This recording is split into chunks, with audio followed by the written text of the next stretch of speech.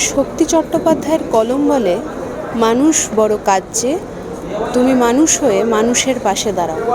আজকে রাশকার যেখানে উপস্থিত সেখানের ট্যাগলাইনও তাই। কিন্তু ওনারা কিভাবে মানুষের পাশে দাঁড়াচ্ছেন? রাশকার আজকে লেক ক্লাবে, এখানে চেসমিট ফাউন্ডেশন ও মাইন্ড গেম চেস একাডেমির উদ্যোগে আয়োজিত এক দাবা প্রতিযোগিতা। এই প্রতিযোগিতার মাধ্যমে তারা পাশে দাঁড়াবেন কিছু রোগীর, থ্যালাসেমিয়া রোগীর।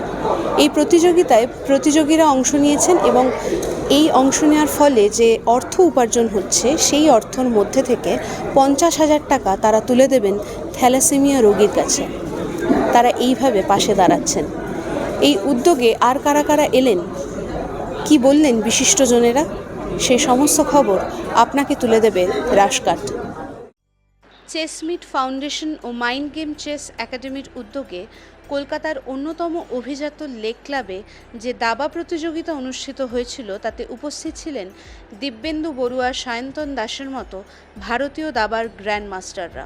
উপস্থিত ছিলেন রাজ্যের অর্থমন্ত্রী স্বপন দাশগুপ্ত, এছাড়াও জনস্বাস্থ্য ও শ্রম দপ্তরের প্রতিমন্ত্রী ভাস্কর ভট্টাচার্য।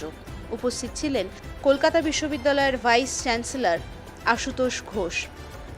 গ্র্যান্ডমাস্টাররা নবীনদের জন্য বার্তা দিয়েছেন ভালো করে দাবা শেখার, কারণ দাবা মানসিক বিভিন্ন রোগ উপশম করতে সহায়ক। রাজ্যের অর্থমন্ত্রী প্রত্যেক দাবারুকে এবং ওখানে উপস্থিত প্রতিযোগীকে উৎসাহিত করার জন্য শুভেচ্ছা বার্তা দিয়েছেন। সাধুবাদ জানিয়েছেন উদ্যোক্তাদের এরকম উদ্যোগ নেওয়ার জন্য, যেখানে দাবা খেলার মাধ্যমে উপকৃত হচ্ছেন থ্যালাসেমিয়া রোগীরা। দাবা ম্যাচের নিয়ম অনুযায়ী 5 রাউন্ডে খেলা হয়েছে এবং খেলার শেষে ফলাফল ঘোষণার পর পুরস্কার বিতরণ পর্বও ছিল। অর্থাৎ শুধুমাত্র থ্যালাসেমিয়া রোগীদের উৎসাহিত করা নয়, এই দুই অ্যাসোসিয়েশন উৎসাহিত করেছে দাবা প্রেমীদেরও। এখানে ছিল না কোনো বয়সের সীমা। যে কোনো দাবাপ্রেমী মানুষ তাদের নাম নথিভুক্ত করে এই প্রতিযোগিতায় অংশ নিতে পেরেছেন এবং তাদের প্রতিযোগিতার মাধ্যমে উপকৃত হয়েছেন কিছু অসুস্থ মানুষ। উদ্যোক্তারা মানুষের পাশে এসে দাঁড়ানোর মতো সামাজিক বার্তা তুলে ধরেছেন। সবাই টুর্নামেন্ট করে, মানে প্লেয়ার গ্যাদারিং, রেটিং ফেটিং, এই দিকটাও সমাজে যে অন্য দিকটাও আছে সেটা অনেকে নেগলেক্ট করে। তো মানে খুবই সাধুবাদ জানাই লাইক মাইন্ড চেসমিট ফাউন্ডেশনকে। তো আর একটা জিনিস আমি বলতে চাই, লাইক সবাই করে, লাইক একবার করে থেমে যায়, বাট এটা কন্টিনিউয়াস করাটা একটা বড় ব্যাপার। আর মানে কন্টিনিউয়াস যে এত প্লেয়ার খেলছে, লাইক 75, আগের বছর আমি আসিনি, আমি বাইরে ছিলাম, তার আগের বছর নিয়ার অ্যাবাউট এরকমই প্লেয়ার ছিল। তো পেরেন্টসদের সারা বা প্লেয়ারদের সারা দেওয়াটা একটা খুবই বড় ব্যাপার। আমাদের এখানে বহু বছর ধরে, প্রায় 15 বছরের উপরে আমরা বছরে একটা দিন চেস মিট করি, কিন্তু তারপরে কোভিডের সময় বন্ধ হয়ে গেছিলো। তারপরে যাদের সাথে আমরা করতাম তাদের সাথে ডিসকন্টিনিউ করে আমরা এই চেসমেট যখন থ্যালাসেমিয়ার এডের জন্য আমাদের কাছে প্রপোজালটা দিল, আমরা এটাকে গ্ল্যাডলি অ্যাকসেপ্ট করলাম। এত সুন্দর ইনোভেটিভ একটা উদ্যোগ যে চেসের থ্রু দিয়ে আমরা ফান্ড রেজ করি এবং আমরা থ্যালাসেমিয়া ইনস্টিটিউট আরও বিভিন্ন স্কুলে মেন্টাল হেলথের জন্য অনেক গার্লসদেরকে ফ্রি পড়াই, আমরা মানে চেস শেখাই, পড়াই না।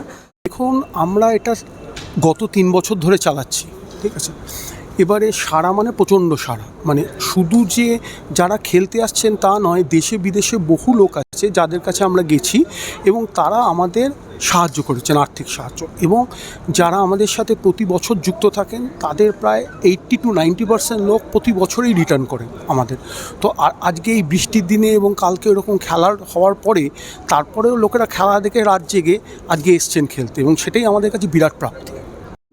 দাবা এমন একটা খেলা যা 5 থেকে 95 বছর বয়স বা টিল ডেথ খেলা যায়, এবং এই খেলাটার মাধ্যমে ব্রেনটা সক্রিয় হয় এবং সমাজের নানা রকম দিক উন্মোচিত হয়, যাতে মানুষ ডিপ্রেশনে না ভোগে, মানুষ একাকিত্বে না ভোগে, মানুষ যেন আজকের দিনে দেখবেন বহু বাচ্চাকে দেখা যায় তারা ডিপ্রেশন থেকে সুইসাইড করে, যাতে না করে সেই সব প্রবণতা থেকে মুক্তির জন্য দাবা যে অন্যতম মাধ্যম, সেটা সারা বিশ্বে প্রমাণিত। সেজন্যই আমরা দাবা খেলার মাধ্যমে এরকম একটা উদ্যোগ নিই।